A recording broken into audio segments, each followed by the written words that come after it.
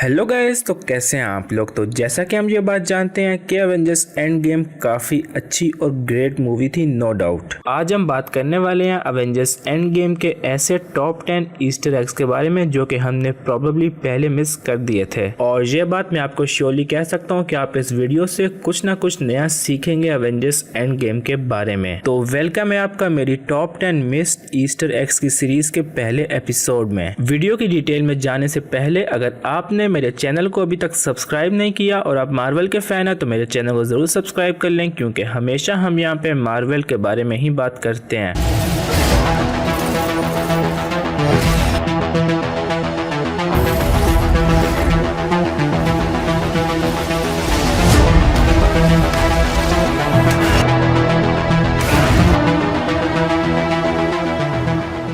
तो गाइस, जैसा कि हम देख सकते हैं कि जब इस सीन में थॉर अपनी माँ से बात कर रहा था तो वो पी रहा था लिकर, और ये सेम वही लिकर है जो कि वो पी रहा था अवेंजर्स एज ऑफ अल्ट्रॉन में, जो कि उसने स्टैन ली को देने से मना किया, लेकिन स्टैन ली ने फिर भी पिया और स्टैन ली ड्रंक हो गए। इवन तो गाइस यहाँ पर आपको बॉटल थोड़ी सी डिफरेंट लग रही होगी, लेकिन ये बात ऑफिशियली मूवी के एडिटर ने कंफर्म कर दिया है। इसके बाद गाइस बात करते हैं इस सीन की। इस सीन में सारी फीमेल्स मिलकर मार रही होती हैं थैनोस को। यहाँ पर हम देख सकते हैं श्यूरी को, पेपर को और होप को। वो डिफेंड कर रही होती हैं कैप्टन मार्वल को, क्योंकि कैप्टन मार्वल लेकर जा रही होती हैं इन्फिनिटी गॉटलेट क्वांटम रियल्म वाली मशीन की तरफ। ये तीनों सक्सेसफुली थैनोस को एक ब्लो देती हैं और थैनोस थोड़ा सा दूर जाकर गिरता है और रुक जाता है कैप्टन मार्वल को रोकने से, लेकिन वो अपनी सोर्ड फेंकता है पीछे से और क्वांटम रियल्म वाली मशीन तबाह हो जाती है। तो गाइस, अब याद कीजिए कि एमसीयू में ऐसा कौन सा कैरेक्टर है जिसको इस वजह से पावर्स मिली थी उसकी। वो कैरेक्टर है गोस्ट, एंटमैन की सेकंड मूवी से। गोस्ट को पावर्स मिली थी क्वांटम रियल्म की मशीन के ब्लास्ट की वजह से। और यहाँ पर हम देख सकते हैं कि एटलीस्ट 80 to 90 लोग हैं इंक्लूडिंग कैप्टन मार्वल इस ब्लास्ट के रेडियस में। ये ब्लास्ट इवन कैप्टन मार्वल को भी काफी दूर फेंकता है, तो सोचिए बाकी लोगों का क्या हाल हुआ होगा। उनमें से कुछ की तो डेथ हो गई होगी गोस्ट के पेरेंट्स की तरह, लेकिन कुछ को पावर्स मिल गई होंगी गोस्ट की। गोस्ट के पेरेंट्स के एक्सीडेंट के टाइम वहां थे पूरे 4 लोग और 4 में से 3 की डेथ हो गई और 1 को पावर्स मिल गई। इस हिसाब से अगर वहां पर 80 लोग थे तो वहां पर एटलीस्ट 20 लोगों को गोस्ट की पावर्स मिली होंगी। इसके बाद गाइस कंटिन्यू करते हैं इस सीन को। इस सीन में गिरता है इन्फिनिटी गॉटलेट टोनी के पास। टोनी उसे उठाने के लिए भागता है, लेकिन थैनोस भी उसी के साथ भागता है, लेकिन टोनी प्रेफर करता है थैनोस को रोकना। थैनोस उठाकर टोनी को काफी दूर फेंकता है और उसको काफी जोर की अपनी कोनी मारता है उसके फेस पर। यहाँ पर थैनोस ने इस कोनी को मारने में काफी फोर्स का यूज किया। टोनी एटलीस्ट 2 से 3 मीटर जाकर दूर गिरा। रियल वर्ल्ड में मे भी ऐसा पॉसिबल था कि यहाँ पर टोनी की डेथ हो जाती, लेकिन गाइस यहाँ पर टोनी ने पहना हुआ था अपना आर्मर, तो इस बात की पॉसिबिलिटी है कि थैनोस की एल्बो का थोड़ा बहुत इम्पैक्ट एब्जॉर्ब कर लिया और टोनी के आर्मर ने, क्योंकि थैनोस की एल्बो का थोड़ा बहुत पार्ट उसके आर्मर पर भी लगा। इसके अलावा हम इस हिट में थोड़ी बहुत मेटल की आवाज भी सुन सकते हैं, लेकिन फिर भी ये एल्बो टोनी के फेस पर लगी और टोनी की डेथ होनी चाहिए थी इससे। तो गाइस कंटिन्यू करते हैं सीन को। टोनी के बारे में बात करते हैं आगे। तो थॉर की एंट्री होती है सीन में और थॉर अपने हैमर और स्टॉर्म ब्रेकर दोनों का यूज करता है थैनोस पर अटैक करने के लिए। नोट कीजिए गाइस, जहाँ पर थॉर सिर्फ थैनोस के सर पर वार करता है और कहीं भी नहीं, और इवन स्टॉर्म ब्रेकर थैनोस के आर्मर पर लगती भी है और थैनोस के आर्मर से थोड़ी बहुत चिंगारियां भी निकलती हैं। और थैनोस के रिफ्लेक्सेस गाइस यहाँ पर इस सीन में काफी अच्छे थे। यही एक रीजन था कि वो हल्क से भी जीत गया अवेंजर्स इन्फिनिटी वॉर में। उसकी डॉजिंग और फाइटिंग स्किल्स काफी ज्यादा अच्छे हैं। तो थॉर उठाने की कोशिश करता है इन्फिनिटी गॉटलेट को, लेकिन थैनोस उसे रोक लेता है और थॉर अपना स्टॉर्म ब्रेकर दोबारा से थैनोस के सर पर मारने की कोशिश करता है, लेकिन थैनोस अपने एक हाथ से स्टॉर्म ब्रेकर को ब्लॉक कर लेता है उसके वुड के पार्ट से। यहाँ पर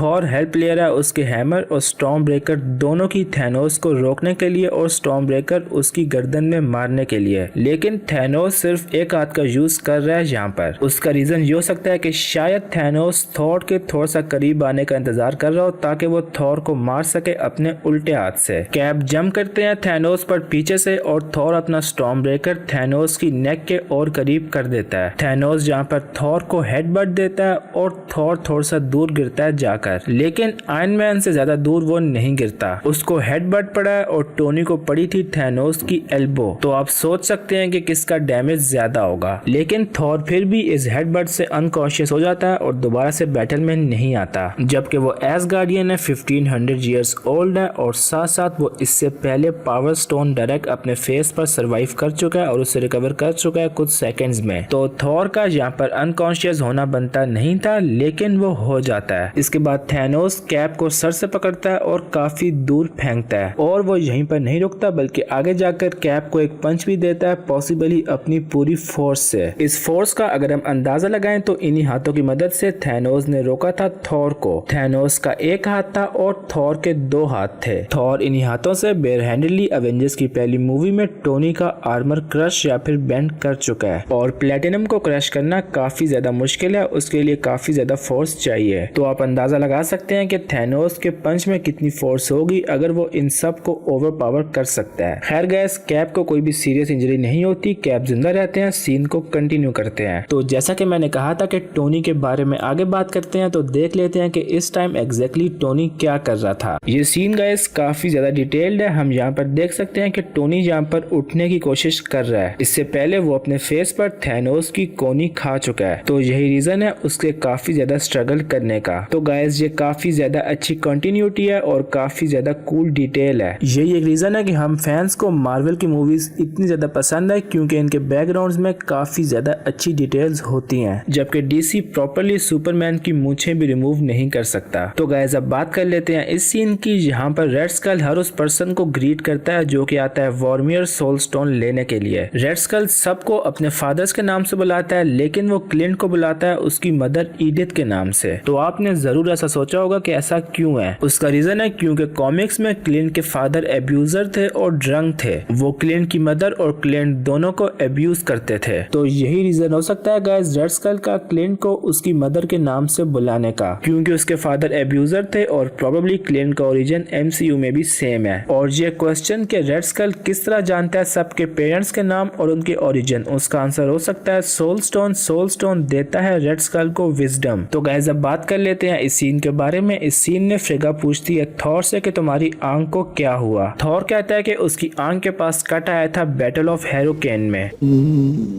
What's wrong with your eye? Oh, hi. You remember the Battle of Harroken when I got hit in the face with the broadsword?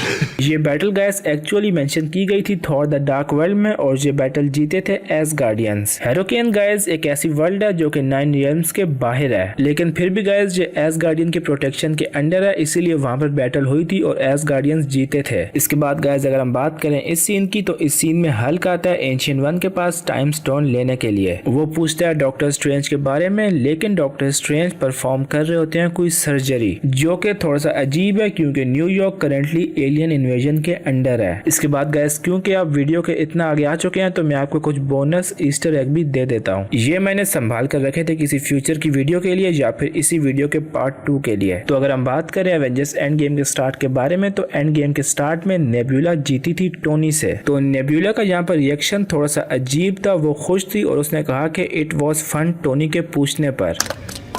Tied up. Feel the tension? It's fun. That was terrible. Now you have a chance to win. And you've won. Congratulations. Fair game. Good sport. You have fun?